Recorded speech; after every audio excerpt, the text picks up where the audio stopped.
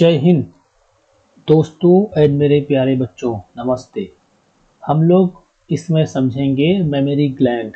ये class 12th का topic है, जो सीरीज चल रही है क्लास 12th बायोलॉजी की, उसमें उसी का ये पार्ट है। हम लोग मेल रिप्रोडक्टिव पार्ट और फीमेल रिप्रोडक्टिव पार्ट के बारे में समझ चुके हैं, और ये कह लीजिए कि फीमेल का ही करेक्टर है। ये भी एक प्रकार से उसमें सपोर्ट करते हैं रिप्रोडक्शन में। और तो इसको हम लोग समझेंगे कि मेमोरी ग्लैंड क्या होती है।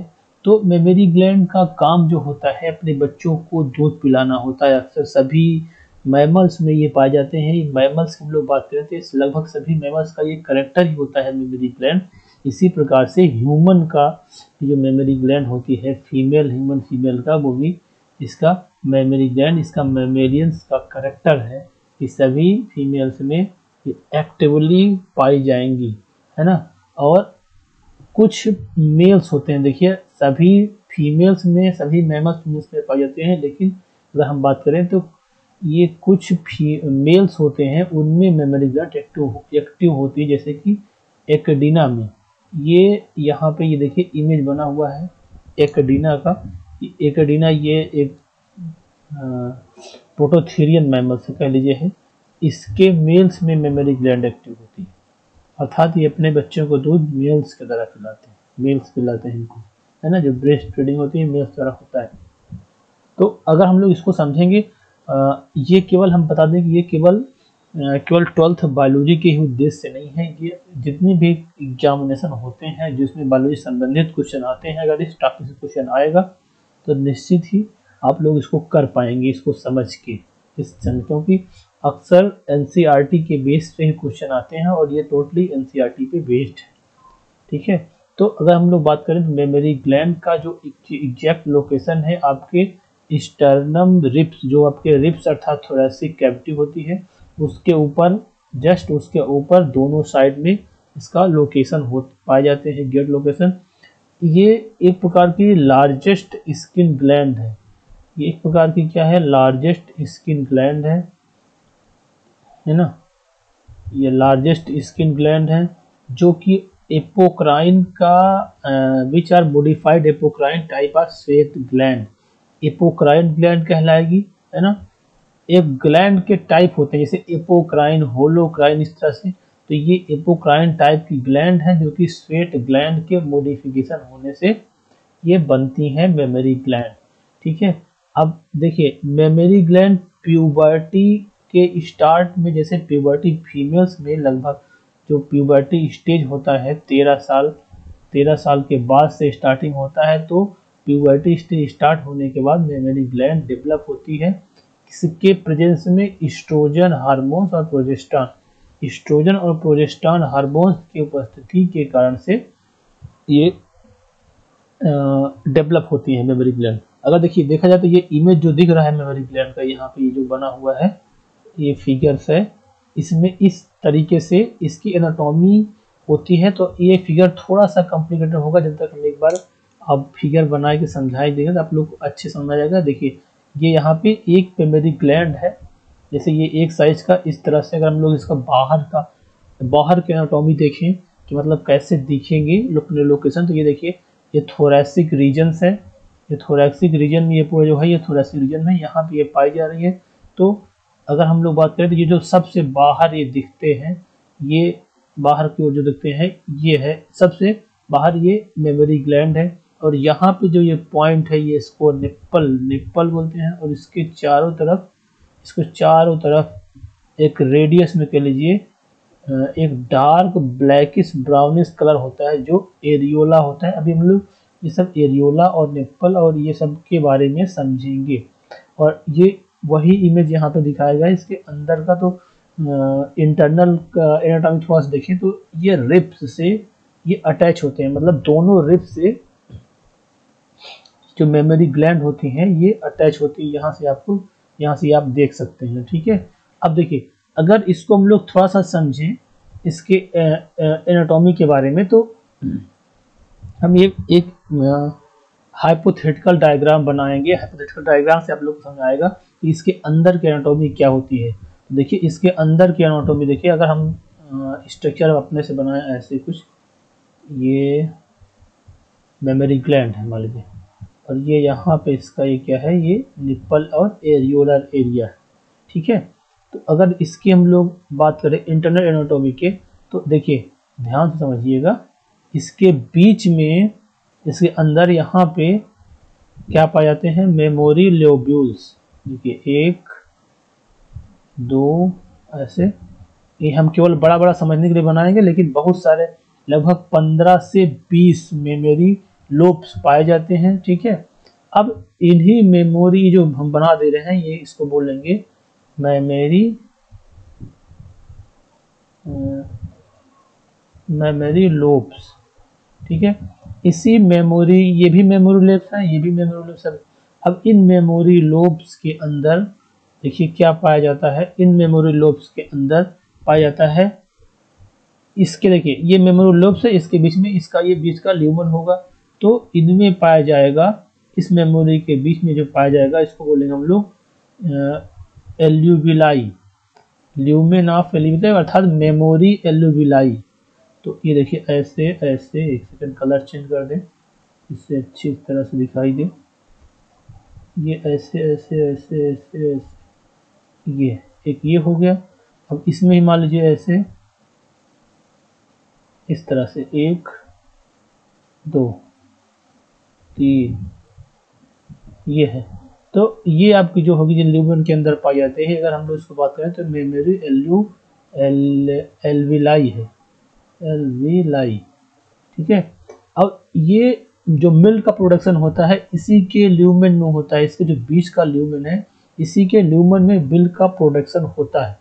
अब इसके बाद प्रोडक्शन होने के बाद इसी प्रकार से जैसे ये ल्यूमेन की एल्यूविलाई है, ये सॉरी मेमोरी एल्यूविलाई की ल्यूमेन है, इसी प्रकार से इस लोब में भी पाया जाएगा, इसी लोब में भी, और इस लोब में भी ऐसे पाए जाएंगे। ठीक है, ये क्या बोलते हैं इसको, ल्यूमेन ऑफ एल्यूविलाई। यहाँ पे अगर हम लोग बात करें तो ये यहाँ पे लिखा भी है, इसको आप लोग पढ़ लेंगे।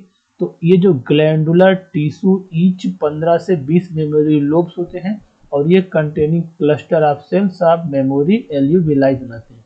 अब सभी एल्यूविलाई के जो मिल्क, जो ये बता दें हमको ल्यूमेंस है, ये ल्यूमेंस में मेमोरी का मिल्क का सिक्रेशन, मिल्क का फॉर्मेशन होता है इसके बीच में। अभी हम लोग इसके प्रोसेस को थोड़ा समझेंगे कि कैसे सिक्रेशन होता है मिल्क का। अब देखिए जैसे यहाँ पे भी मिल्क का सिक्रेशन होगा, इस एल्यूविलाई में भी, इसमें भी, इसमें भी, इसमें भी, इसमें भी, है ना, ऐसे मिल्क प्रोडक्शन हुआ। अब इसके बाद जब प्रोडक्शन हो गया है तो इसके बाद कलेक्ट करना है इसको। तो ये कलेक्ट करके अपने टारगेट पर पहुंचने के लिए देखिए यहाँ पे ऐसे ट्यूब निकलेगी, इसमें आएगी, फिर ये इसमें आएगी, इसी प्रकार से इसका भी होगा, इसका, फिर ये इसमें जाएंगी, फिर ये आपस में मिलकर बाहर निकलेंगी। तो ये वाली जो ग्रीन कलर की हमने जो बना रखा है, ये इसको हम लोग बोलेंगे, इसको हम लोग बोलते हैं मेमोरी ट्यूब्यूल्स। क्या बोलते हैं इसको हम लोग, मेमोरी ट्यूब्यूल्स। ठीक है, ये मेमोरी ट्यूब्यूल्स है। अब देखिए ये मेमोरी ट्यूब्यूल्स यहाँ भी होगी और यहाँ भी होगी, है ना, यहाँ भी होगी, ये सब पे। अब ये मेमोरी ट्यूब्यूल्स आगे चल के ऐसे बाहर निकलेगी, फिर बाहर आएगी, ये भी ट्यूब्यूल्स बाहर आएगी।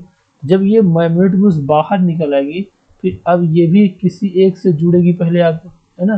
पहले ये मेमोरी ट्यूब्यूल्स बाहर निकली, ये जब इकट्ठा होकर बाहर निकली, तो इन सब को बोलते हैं मेमोरी डक्ट।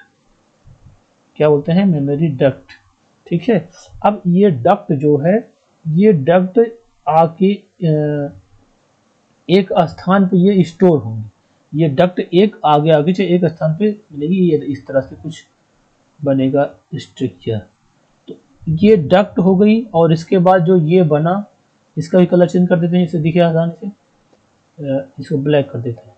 ये जो बना, ये ऐसे कुछ स्टोर हुआ ना, अभी आगे चल के तो ये जो ब्लैक कलर का है मान लीजिए दिखा रहे हैं हम, ये क्या कहलाएगा, मेमोरी एम्पुला। क्या कहलाएगा, मेमोरी एम्पुला। ठीक है, ये एम्पुला।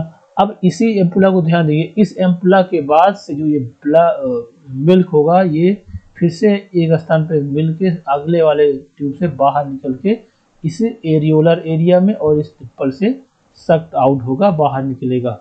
तो अब ये जो मेमोरी एम्पुला के बाद से होता है, इसको बोलते हैं, इस वाली जो ये वाली जो डक्ट है इसको बोलते हैं लैक्टिफेरस डक्ट। लैक्टिफेरस डक्ट, ठीक है।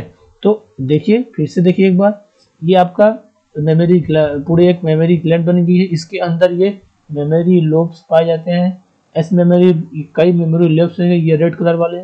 इस मेमोरी लोब्स के अंदर ये मेमोरी एल्यूविलाई है।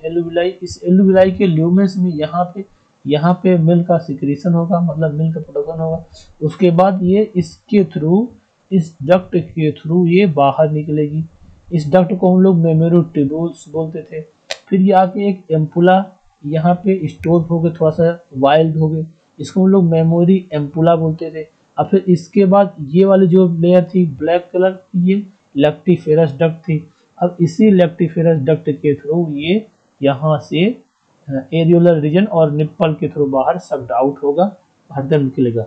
तो ये इसका क्रम था। तो अगर हम लोग इसके प्रोडक्शन का एक क्रम देखें तो देखिए ये क्रम इसका होगा। सबसे पहले जो होगा मेमोरी अगर लोब की बात करें, मेमोरी लोब के बाद जो ऐसे मेमोरी लोब थी, इसके अंदर जो छोटे छोटे एल्यूविलाई थे, तो एल्यूविलाई है ना, उसके बाद मेमोरी ट्यूब्यूल्स में जाएगा छोटे इकट्ठा होके।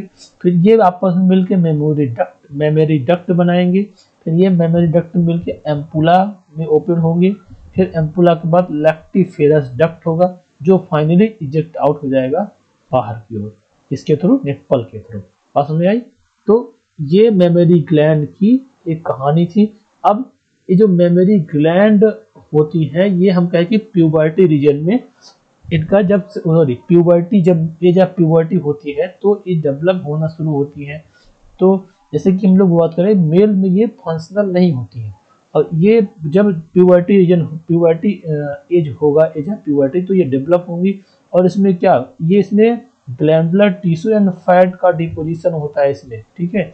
जो यहाँ पे ये मेमोरी ग्लैंड है, जो हम यहाँ पे बनाए हैं, यहाँ पे हर जगह फैट का, कौन सा फैट, एक बताते हैं फैट होता है जो हर जगह पे इसे फिलअप हो जाएगा और इसको क्या देगा, शेप देगा, है ना, मेमोरी ग्लैंड को शेप देगा। उसको बोलते हैं एडिपोज टिश्यू हर जगह पे फिल हो जाएगा। और ये जो होता है, हम कहते हैं कि ये प्यूबर्टी जब स्टार्ट होती है उसी टाइम होता है। जब प्यूबर्टी स्टार्ट होती है तो किसके प्रेजेंस में एक हार्मोन्स होता है, ईस्ट्रोजन एंड प्रोजेस्टेरॉन के प्रेजेंस में ये होता है, ठीक है। अब ये क्या करवाता है, एडिपोज टिश्यू जो यहाँ पे जमा होते हैं, एडिपोजेनेसिस के थ्रू, एडिपोजेनेसिस के थ्रू एडिपोज का फॉर्मेशन कराता है, जो कि इसको ये शेप देते हैं, ठीक है, आपके मेमोरी ग्लैंड को। अब ये फिगर आपको अगर हम लोग समझ में दिखाएं तो ये फिगर अच्छे समझ में आएगा। ये वाली बात, अगर ये फिगर भी समझ में आएगा, कोई फिगर, तो देखिए ये सबसे निचला पार्ट ये था, ये रिब्स का से अटैच हुआ था, है ना। उसके बाद ये इसका शेप दे रहे थे, इसमें जो फैट जमा थे, इसको हम लोग एडिपोज टिश्यू बोलते थे, ये सब जमा हो रहे हैं, जो इसके शेप एंड दे रहे हैं और सपोर्ट दे रहे हैं, ठीक है। तो सबसे नीचे जो बात करें, ये जो बात है, ये क्या है, ये यहाँ पे जो दिख रहे छोटे छोटे पाउच रूप में, ये सब क्या है, ये लोब्यूल्स हैं। अब इन्हीं मेमोरी लोब्स या लोब्यूल्स में क्या पाई जाएंगी, बीच में एल्यूविलाई, इन्हीं के बीच में मेमोरी एल्यूविलाइस पाई जाएंगी। इसी मेमोरी लोब्स में, इसके सभी के बीच में मेमोरी एल्यूविलाई पाई जाएंगी। मेमोरी एल्यूविलाई से जो होगा बचेगा डक्ट, इस डक्ट के थ्रू देखिए बाहर निकलेगा। फिर ट्यूब्यूल्स का नहीं इंडिकेट किया है इसमें। फिर दैट एम्पुला आ गया है, एम्पुला में के बाद ये जो बाहर ये वाला रीजन दिख रहा है, यहाँ पे लैक्टिफेरस डक्ट होंगे, जिसके थ्रू ये नेपल और इसके थ्रू मिल्क बाहर इजेक्ट होगा, ठीक है। ऐसे ये वाला इमेज है, और ये वाला इमेज की बात कर लें तो ये वाला में भी यही है। सबसे बाहर ये देखिए, इस वाले इमेज में बहुत साफ स्पष्ट दिख रहा है, ये आपका एक लोब दिख रहा है, ये एक लोब है, एक ये भी लोब है ना, एक ये भी लोब है। इस लोब में सबसे पहले क्या होगा, इस लोब के अंदर एल्यूविलाई होंगे बीच बीच में, है ना। इसी विलाई के लूमेन में मिल्क का सिक्रीशन, मिल्क का प्रोडक्शन होगा, जो कि सबसे पहले ये लूप्स के ये मेमोरी लूप्स थे। ये लूप किसके थ्रू बाहर निकलेगा? मेमोरी एल्यूविलाई, एल्यूविलाई के बाद मेमोरी डक्ट, फिर ये डक्ट के बाद ट्यूबुल्स, ट्यूबुल्स के बाद बाहर आएगा एम्पुला, एम्पुला के बाद देखिए इस तरह से एरियोला निप्पल थ्रू बाहर निकलेगा।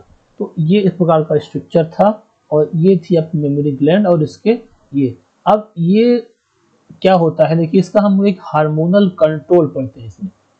तो मतलब जो मिल्क का प्रोडक्शन होता है इसमें हार्मोनल कंट्रोल कैसे होता है इसको थोड़ा सा समझते हैं। तो अगर हम लोग हार्मोनल कंट्रोल की बात करें तो आपका दो प्रकार के हार्मोन्स होते हैं। एक होता है प्रोलैक्टिन हार्मोन्स और एक होता है ऑक्सीटोसिन हार्मोन्स। ध्यान समझिएगा, एक प्रोलैक्टिन एक ऑक्सीटोसिन। जो प्रोलैक्टिन हार्मोन्स होता है ये पिट्यूटरी ग्लैंड, एंटीरियर पिट्यूटरी से रिलीज होता है और इसका काम होता है मिल्क का फॉर्मेशन करना। ध्यान दीजिएगा, प्रोलैक्टिन का काम मिल्क का फॉर्मेशन करना। ये कहाँ से निकलता है? एंटीरियर पिट्यूटरी से। ऑक्सीटोसिन का काम क्या होता है? ये बनता है ऑक्सीटोसिन पोस्टीरियर पिट्यूटरी से। इसका काम होता है मिल्क इजेक्शन, अर्थात मिल्क को बाहर निकालना। अभी हम बताते हैं कि बाहर कैसे निकलेगी, ठीक है। और ऑक्सीटोसिन का दूसरा नाम कडल या लव हार्मोन्स बोलते हैं, ठीक है। अब देखिए ये कैसे इनका एक्टिविटी होती है, कैसे स्ट्रक्चर वर्क करते हैं। तो प्रोलैक्टिन का मतलब, प्रोलैक्टिन जो आपके इससे निकलते हैं, इस हार्मोन्स, प्रोलैक्टिन हार्मोन्स जो एंटीरियर पिट्यूटरी से रिलीज होते हैं। तो देखिए यहीं पे हम इसका वो संरचना स्ट्रक्चर बना के समझाते हैं, समझाने का प्रयास करते हैं। जैसे कि देखिए ये आपका मेमोरी ग्लैंड था, मतलब ये इस तरफ से कुछ आपका मेमोरी ग्लैंड दिखेगा। मान लीजिए अगर हम बाहर से दिखते है ना, ये बीच में ये निप्पल वाला एरिया है और इसके चारों तरफ एक एरियोलर रीजन होता है ना। इसके चारों तरफ क्या होता है? ये एरियोलर रीजन होता है, थोड़ा ब्लैकिश ब्राउनिश कलर का। ये कुछ इस प्रकार का आपका बाहर से स्ट्रक्चर दिखेगा। ये सिंगल बना है, दोनों मतलब अलग अलग, एक इधर होगा एक ये बना है। तो देखिए यहाँ पे जो ये एरियोलर रीजन होता है इसमें बहुत सारी सेंसिटिव सेल्स पाई जाती हैं, बहुत सारी सेंसिटिव सेल्स पाई जाती हैं जो कि इसके सेंसिटिव सेंस से जाके डायरेक्ट ये प्रोलैक्टिन हार्मोन्स का रिलीज होता है एंटीरियर पिट्यूटरी से, है ना। अब ये कैसे रिलीज होता है? देखिए सेंसिटिव सेल का काम क्या होता है? देखिए जब पहली बात तो जब प्रेगनेंसी होगी तो मिल्क का प्रोडक्शन होगा, अर्थात प्रोलैक्टिन का सिक्रेशन होगा। ड्यूरिंग प्रेगनेंसी के टाइम अगर कोई फीमेल्स प्रेग्नेंट होती है तो उसमें प्रोलैक्टिन का सिक्रेशन बढ़ता है और प्रोलैक्टिन का सिक्रेशन बढ़ेगा तो जो आपकी मेमोरी लूप्स थी वहां पे मिल्क का प्रोडक्शन भी बढ़ेगा, है ना। मिल्क प्रोडक्शन बढ़ेगा, और कैसे बढ़ेगा? वो एंटीरियर पिट्यूटरी से प्रोलैक्टिन हार्मोन निकलेगा जो मिल्क का फॉर्मेशन को बढ़ावा देगा। और ये कहाँ पे बनेगा? आपके जो बताए थे यहाँ पे जो लूप थी, इसी लूप में छोटी छोटी एल्विलाई थी, इसी एल्विलाई के लूमेंस में, ठीक है। अब उसके बाद जैसे प्रोडक्शन होगा उसके बाद मिल्क का प्रोडक्शन चालू हो जाएगा। और जब बेबी की हो जाएगी, जब बेबी की डिलीवरी हो जाएगी तो मिल्क का होगा इजेक्शन। तो कौन सा हार्मोन रिलीज होगा? उसमें हार्मोन रिलीज होगा ऑक्सीटोसिन, जिसको लव हार्मोन्स बोलते हैं। और ये पोस्टीरियर पिट्यूटरी से निकलता है। ये काम क्या होता है? मिल्क इजेक्शन करने का। देखिए यहाँ पे जो सेंसिटिव सेल होते हैं ये सिग्नल देंगे, जैसे जब बेबी ब्रेस्ट फीडिंग करता है, जैसा यहाँ पे अपने माउथ से मिल्क को सक करता है, तो जब ये टच होते हैं यहाँ पे, तो यहाँ पे सेंसिटिव इसकी डायरेक्ट कहा जाता है प्रोलैक्टिन को, मतलब अर्थात एंटीरियर पिट्यूटरी में और पोस्टीरियर पिट्यूटरी में। अर्थात प्रोलैक्टिन जब पहुंचा तो मिल्क का फॉर्मेशन भी होगा और ऑक्सीटोसिन रिलीज होगा। कहाँ से? पोस्टीरियर पिट्यूटरी से, इससे मिल्क का इजेक्शन होगा, ठीक है। तो अगर देखा जाए तो जब तक बच्चा फीड करेगा, अर्थात जब तक ब्रेस्ट फीडिंग करेगा, तब तक मिल्क का प्रोलैक्टिन रिलीज होता रहेगा, ऑक्सीटोसिन रिलीज होता रहेगा और मिल्क का फॉर्मेशन होता रहेगा और मिल्क का इजेक्शन होता रहेगा। अब कुछ मदर्स होती हैं, जो फीमेल्स होती हैं, बहुत फिगर कॉन्शियस होती हैं, मतलब मिल्क बहुत दिन तक बच्चों को ब्रेस्ट फीडिंग नहीं कराना चाहती हैं, अपने फिगर मॉडलिंग के चक्कर में कि मेरा शेप जो है ऐसा हो जाएगा वैसा हो जाएगा। तो इसमें क्या होता है? बच्चों का ये बच्चे जब मिल्क ये नहीं पीते हैं तो प्रोलैक्टिन रिलीज नहीं होगा, ऑक्सीटोसिन रिलीज बहुत कम होगा, तो मिल्क का फॉर्मेशन नहीं होगा। तो अगर देखा जाए तो अगर बच्चा 6 मंथ तक मिल्क फीड करता है, ब्रेस्ट फीडिंग करता है, तो 6 मंथ तक इसका मिल्क का प्रोडक्शन होगा। 1 साल तक कर देगा, 1 साल तक, 2 साल तक, 3 साल तक, जब तक बच्चा ब्रेस्ट फीडिंग करेगा तब तक इससे मिल्क का प्रोडक्शन होगा। और मिल्क का प्रोडक्शन होगा। और ब्रेस्ट फीडिंग थोड़ा जरूरी भी होता है बच्चों के स्ट्रांगनेस के लिए, जो बच्चा हेल्दी हो और उसका इम्यून सिस्टम मजबूत हो, ब्रेन ठीक हो, इस सब चीज़ के लिए ये जरूरी है कि बच्चों को ब्रेस्ट फीडिंग मदर्स को कराना आवश्यक है। ठीक है, तो ये होता है इसका हार्मोनल कंट्रोल का। तो आई होप कि आप लोग इसको अच्छी तरह से समझ गए होंगे। तो आप इससे संबंधित कोई क्वेश्चन आएगा, मैं एक सबसे महत्वपूर्ण फिर से मैं बता दूं, ये इसका क्रम होता है। सबसे ये जो क्रम होता है क्या होता है, एल्यूविलाई में प्रोडक्शन होता है, फिर मेमोरी ट्यूब्यूल्स के थ्रू बाहर, मेमोरी डक्ट के थ्रू, फिर मेमोरी एम्पुला, फिर लैक्टिफेरस डक्ट, फिर जेक्ट आउट बाहर की ओर निकलते हैं। ये हो गया और इसका हार्मोनल कंट्रोल हो गया। आई होप कि आप लोग इसे अच्छी तरह से समझे होंगे। तो ये वीडियो कैसा लगा मेरे बच्चे, प्यारों बच्चों और दोस्तों, इसको बताइएगा कमेंट सेक्शन में। और अगर कुछ भी क्वेरी होगी तो आप कमेंट सेक्शन में जो लिख के कह सकते हैं। हम लोग मिलेंगे इसके बाद आगे नेक्स्ट टॉपिक पे। तब तक के लिए जय